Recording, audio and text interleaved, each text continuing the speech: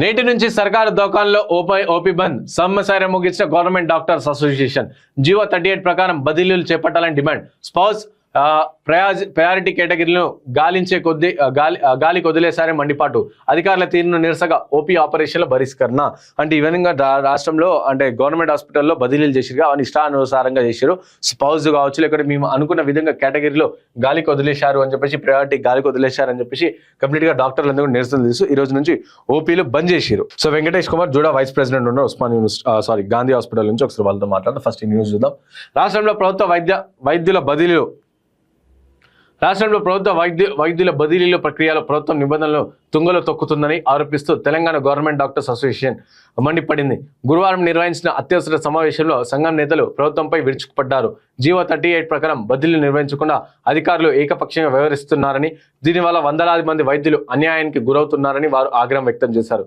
బదిలీల్లో పారదర్శకత ఉండాలని, నిబంధనల ప్రకారం అమలు చేయాలని డిమాండ్ చేస్తూ శుక్రవారం నుంచి రాష్ట్ర వ్యాప్తంగా వైద్య సేవలు నిలిపివేస్తున్నట్టు ప్రకటించే సంచలనం సృష్టించారు. అంటే రాష్ట్ర ప్రభుత్వం అంటే బదిలీలు జరుగుతున్నాయి కదా, సో బదిలీలు కలిపి కంప్లీట్ గా ఇవన్నీ కూడా చట్టపరంగా లేదు, బదిలీ అని అన్యాయం జరుగుతుందని చెప్పి వాళ్ళు మాట్లాడుతారు. ఒకసారి మాట్లాడదామని వెంకటేష్ కి కాల్ చేద్దాం. So Gandhi hospital junior doctors association కి వైస్ ప్రెసిడెంట్. సో ఒకసారి వారితో మాట్లాడదాం అసలు ఏం జరుగుతుంది అని చెప్పేసి. నిబంధనలు తుంగలో తొక్కారు. ప్రభుత్వం విడుదల చేసిన జీవో 38 ప్రకారం బదిలీలు జరగకపోవడంతో డాక్టర్లు అభ్యంతరం వ్యక్తం చేస్తున్నారు. ముఖ్యంగా స్పౌస్ భార్యాభర్తల కేటగిరీ కింద దరఖాస్తు చేసుకున్న వారికి, అనారోగ్య సమస్యల నుండి ప్రాధాన్యత కోరుతున్న వారికి న్యాయం జరగడం లేదని టీజీడీఏ నేతలు ఆవేదన వ్యక్తం చేశారు. ఎన్నో ఏళ్లుగా మారుమూల ప్రాంతాల్లో సేవలు అందిస్తూ వ్యక్తిగత కారణాలతో రిక్వెస్ట్ బదిలీ కోరుతున్న వైద్యులు అధికారులు బుట్ట దాఖలు చేస్తున్నారని మండిపడ్డారు. ఇక గుర్తింపు పొందిన సంఘం నాయకులకు బదిలీ నుంచి మినహాయింపు ఇవ్వాలనే నిబంధన ఉన్నప్పటికీ దానిని అమలు చేయకపోవడంతో అధికారుల మొండి వైఖరి నిర్దేశమని వారు ధ్వజమెత్తారు. ఒకసారి కాల్ చేశారు. హలో అన్న, బాగున్నా. Good morning. మీరు కాలేజ్ టీవీ మార్నింగ్ న్యూస్ లో లైవ్ ఉన్నారు. సో ఈ రోజు నుంచి మన ప్రభుత్వ హాస్పిటల్స్ అన్ని ఓపీస్ బంద్ చేసామని చెప్పేసి నిన్న డాక్టర్స్ అందరూ కూడా సమ్మె ముగించారు కదా. అవును. సో ఎందుకని అసలు ఏం జరుగుతుంది, అసలు ఏంది, మీరు కూడా ఆ ప్రాబ్లమ్ ని ఫేస్ చేశారు, సో ఏంది అసలు?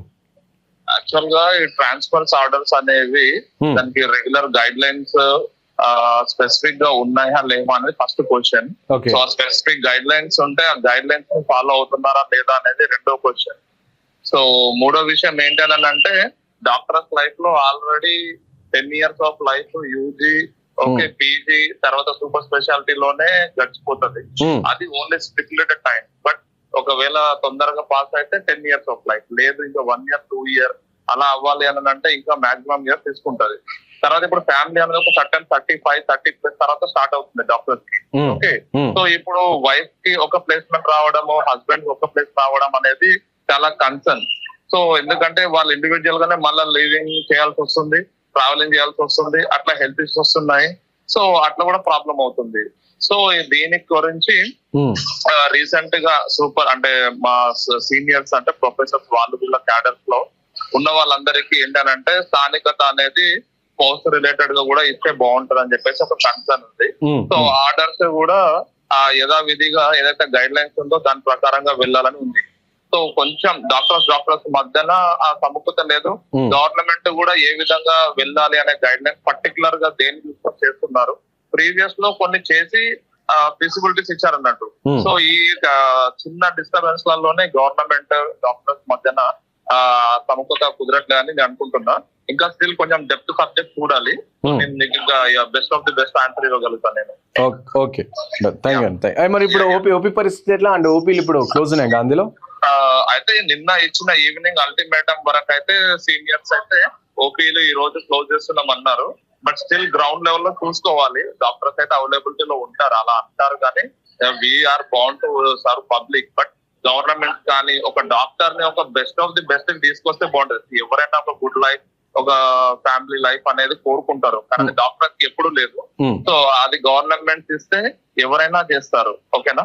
Okay, fine, thank you. So ఈ విధంగా కంప్లీట్ గా హాస్పిటల్స్ లో ఓపీలు బంద్, అంటే చట్ట విరుద్ధంగా అంటే జీవో 38 వల్ల బదిలీలు అన్ని కూడా తీసుకొచ్చారు కాబట్టి ఇబ్బంది అవుతుంది మాకు అని చెప్పేసి డాక్టర్లను కూడా మాట్లాడి సో ఈ విధంగా బంద్ చేశారంట. కానీ ప్రభుత్వం వెంటనే, ఎందుకంటే ప్రభుత్వ హాస్పిటల్లో మనకి అక్కడ ఫెసిలిటీస్ దొరుకుతాయి, అరకొర ఫెసిలిటీస్ దొరుకుతాయి. ఎందుకంటే ప్రభుత్వ నిర్లక్ష్యం వల్ల ప్రభుత్వాలు వాటిని చక్కగా చూసుకోకపోవడం వల్ల. సో ఎంతమంది అంటే మనకు ఆల్రెడీ తెలుసు, గాంధీ ఉస్మానియా పోతే ఏ విధంగా కూడా మనందరికీ క్లియర్గా తెలుసు. కాబట్టి ఓపీలు బంద్ అయితే పేద ప్రజలు చాలా ఇబ్బంది పడతారు. కాబట్టి తక్షణమే ప్రభుత్వం వీటిపైన యాక్షన్ తీసుకోవాలంటే ఆ జీవోలు ఏముంది, డాక్టర్స్ ఏమని మాట్లాడుకుంటూ ఏం కావాలో డాక్టర్స్కి వాళ్ళతో చర్చలు జరిపించి తక్షణమే దీనికి ఒక ఆన్సర్ సమాధానం తీసుకొచ్చి ఓపీలు కూడా మళ్ళీ స్టార్ట్ చేయాలి.